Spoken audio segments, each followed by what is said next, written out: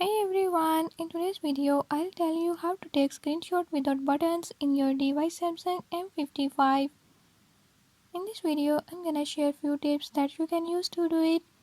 If you found these tips helpful, press the subscribe button and ring the notification bell. Make sure to watch complete video and learn how you can do it. Let's watch the video.